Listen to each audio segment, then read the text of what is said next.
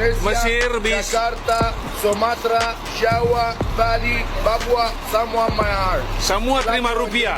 Rupiah jalan. Mau rupiah Indonesia, rupiah bukan. Dia nak membeli minyak wangi itu tadi, dia bagi duit RM100. Jadi peniaga itu bilang dia bukan tidak terima, cuma dia kata dia lebih prefer uang selain daripada ringgit. Malaysia benar-benar terkejut. Bukan terkejut kecil yang bisa dilupakan setelah 1-2 hari. Bukan pula kaget sesaat yang hilang tertutup isu lain.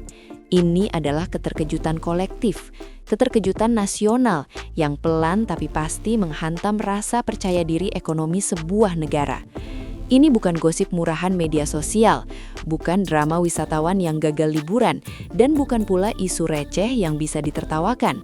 Ini cerita tentang uang sebuah negara yang ditolak di negeri orang, dan bagaimana penolakan itu menjalar menjadi luka harga diri yang dalam.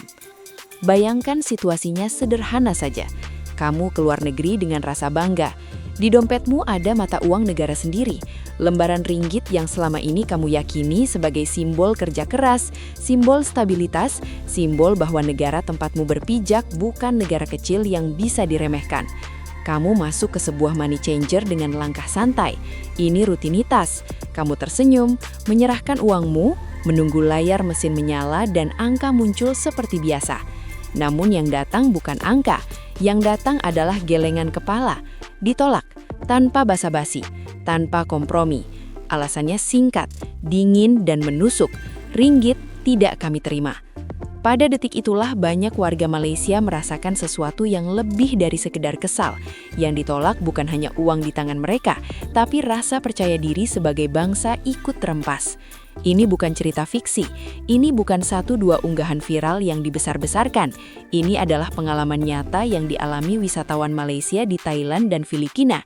Ada yang mengalaminya di Phuket, ada pula yang mengalaminya di Manila. Lokasinya berbeda, waktunya berdekatan, tapi ceritanya sama. Ringgit dianggap beresiko, nilainya dianggap terlalu mudah jatuh.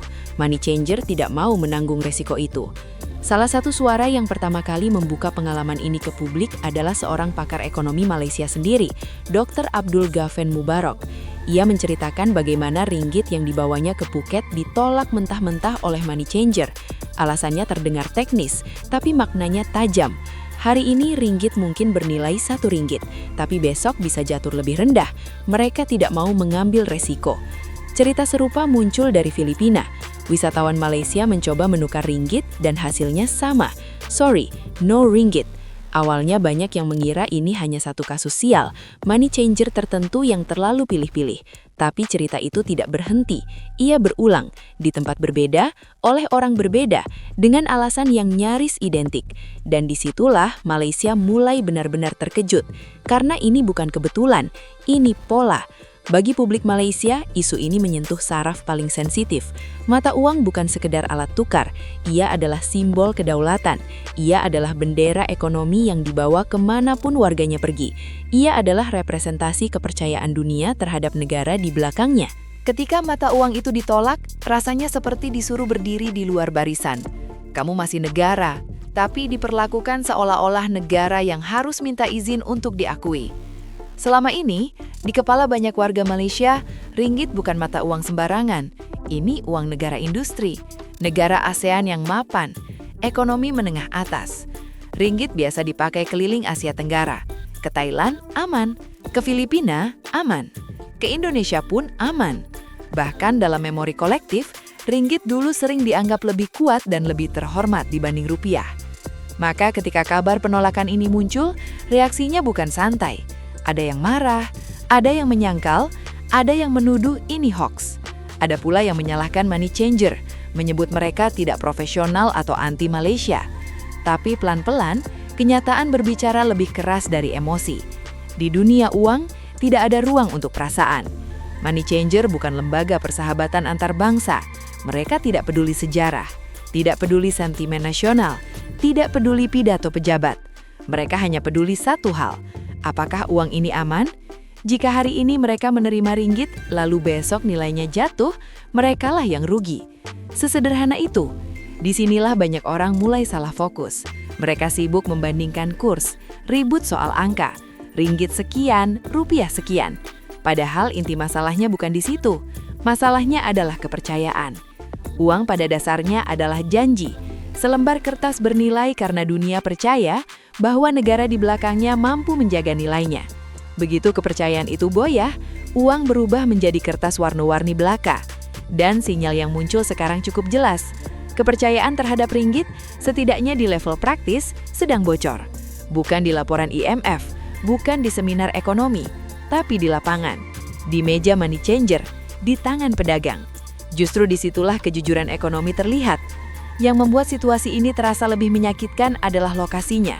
Ini terjadi di Thailand dan Filipina, negara tetangga, negara ASEAN, negara yang secara historis dekat dengan Malaysia, negara dengan arus wisata tinggi dan hubungan regional yang intens. Kalau ringgit ditolak di Eropa atau Amerika, ceritanya mungkin berbeda. Tapi ini terjadi di halaman rumahnya sendiri. Artinya ringgit kehilangan daya tawar bahkan di lingkungan terdekatnya. Publik Malaysia mulai gelisah. Nada obrolan di media sosial berubah. Dari defensif menjadi reflektif. Dari menyalahkan pihak luar menjadi bertanya ke dalam. Apa yang sebenarnya terjadi dengan ekonomi kita? Kenapa ringgit makin volatil? Kenapa investor global makin berhati-hati? Kenapa dolar semakin dominan?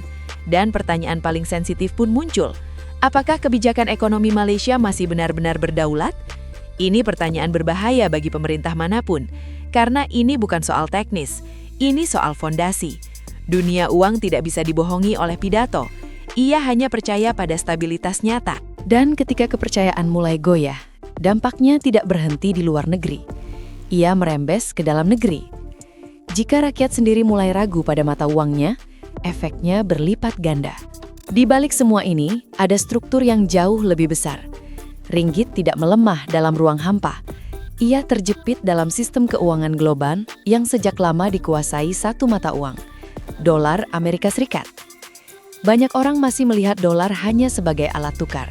Padahal dalam prakteknya, dolar adalah senjata geopolitik. Perdagangan global, utang luar negeri, cadangan devisa, harga komoditas, semuanya berbasis dolar. Negara boleh punya bank sentral, tapi kalau denyut ekonominya tergantung dolar, kedaulatannya tidak pernah benar-benar penuh. Malaysia, suka atau tidak, berada dalam posisi itu. Setiap kebijakan moneter harus menoleh ke satu arah. Ketika The Fed menaikkan suku bunga, negara-negara berkembang langsung terhantam. Modal asing keluar, mata uang tertekan. Kalau ikut menaikkan suku bunga, ekonomi domestik tercekik. Kalau tidak ikut, mata uang makin jatuh. Pilihannya bukan bebas, pilihannya terpaksa. Dalam situasi global yang penuh ketegangan geopolitik, perang, sanksi, dan krisis energi, investor global menjadi paranoid. Mereka mencari tempat paling aman, dan aman versi mereka bukan Asia Tenggara. Aman versi mereka adalah Amerika Serikat. Akibatnya dana mengalir keluar, ringgit tertekan. Bukan karena Malaysia bodoh, tapi karena aturan mainnya memang tidak adil sejak awal. Namun masalah tidak berhenti di faktor eksternal. Dari dalam negeri, ringgit juga menanggung beban. Defisit fiskal, utang publik, ketergantungan pada sektor ekspor tertentu, dinamika politik domestik. Semua itu membuat mata uang ini terlihat lebih rapuh di mata pasar. Pasar punya penciuman tajam. Mereka tahu negara mana yang tahan banting dan mana yang mudah goyah. Begitu ada sinyal negatif, ringgit langsung kena getahnya. Dan di tengah kegelisahan ini, muncul satu kontras yang terasa seperti tamparan keras. Di saat ringgit harus ditukar dulu ke dolar untuk bisa dipakai, mata uang negara tetangganya justru diperlakukan berbeda. Rupiah Indonesia, nama yang dulu sering dijadikan bahan olok-olok, kini muncul sebagai contoh kepercayaan praktis. Di Arab Saudi, khususnya di Mekah dan Madinah, rupiah diterima langsung oleh sebagian pedagang, tanpa tukar ke rial, tanpa drama, tanpa debat. Pedagang bahkan hafal pecahannya. Mereka menyebutnya dengan santai, ini uang Jokowi, atau dengan logat mereka sendiri, uang Cokowi. Kalimat itu terdengar lucu, bahkan terkesan sepele, tapi maknanya berat. Itu berarti rupiah dikenal, dipercaya, dianggap cukup stabil untuk diputar. Ini bukan romantisme, ini bukan karena pedagang Arab tiba-tiba cinta Indonesia. Ini murni bisnis. Jemaah Indonesia jumlahnya besar, perputaran uang cepat, nilai rupiah relatif stabil dan bisa diprediksi. Bagi pedagang, itu sudah cukup. Mereka tidak butuh peringkat kredit. Mereka tidak butuh pidato menteri.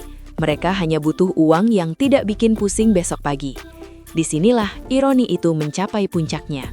Di satu sisi, ringgit ditolak di Thailand dan Filipina. Dianggap beresiko, harus lewat dolar. Di sisi lain, rupiah dipakai langsung di Arab Saudi. Dipanggil dengan namanya sendiri, diputar dengan santai. Ini bukan soal siapa lebih kaya, ini soal siapa yang lebih dipercaya. Kepercayaan tidak dibangun dari klaim, ia dibangun dari konsistensi. Indonesia tidak membangun kepercayaan ini lewat slogan heroik atau narasi anti-dolar yang berisik. Ia dibangun lewat kerja membosankan, menjaga inflasi, menjaga stabilitas, menjaga pasokan, menjaga volume ekonomi. Hasilnya tidak meledak-ledak, tapi terasa. Malaysia kini dipaksa bercermin. Menyalahkan money changer itu mudah, menyalahkan sentimen global juga gampang, tapi jujur pada diri sendiri itu berat. Apakah ekonomi terlalu tergantung? Apakah diversifikasi kurang? Apakah kebijakan moneter terlalu reaktif? Pertanyaan-pertanyaan ini tidak bisa lagi dihindari. Asia Tenggara sedang mengalami pergeseran halus tapi nyata. Ini bukan soal Indonesia versus Malaysia, ini soal peta ekonomi kawasan yang berubah. Negara dengan pasar domestik besar, stabilitas terjaga, dan volume ekonomi tinggi akan lebih tahan banting, dan faktor-faktor itu kini semakin menentukan. Pada akhirnya, satu kesimpulan sulit dihindari. Kedaulatan ekonomi bukan diukur dari pidato pejabat atau grafik presentasi. Ia diuji pada satu hal sederhana. Apakah uangmu diterima atau ditolak di tangan orang lain? Hari ini ringgit merasakan penolakan itu. Hari ini juga rupiah merasakan sambutan. Besok bisa berubah. Dunia uang tidak setia. Tapi momen ini nyata. Dan bagi Malaysia, ini adalah peringatan keras.